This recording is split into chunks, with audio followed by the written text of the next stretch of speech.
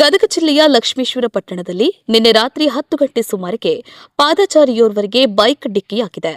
ಅಪಘಾತದ ರಭಸಕ್ಕೆ ಬೈಕ್ ಸವಾರ ಗಂಭೀರವಾಗಿ ಗಾಯಗೊಂಡಿದ್ದು ಅವರನ್ನು ಲಕ್ಷ್ಮೇಶ್ವರ ತಾಲೂಕು ಆಸ್ಪತ್ರೆಗೆ ದಾಖಲಿಸಲಾಗಿದೆ.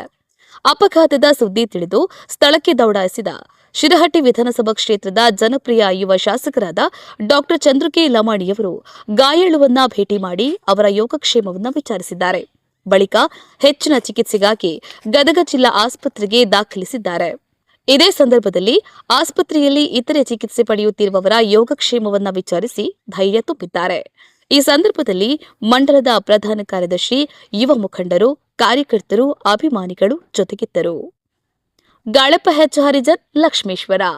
ಜೈ ಭೀಮ್ ನ್ಯೂಸ್ 24x7 ಇದು ಬಹುಜನರ ನ್ಯಾಯಕ್ಕಾಗಿ.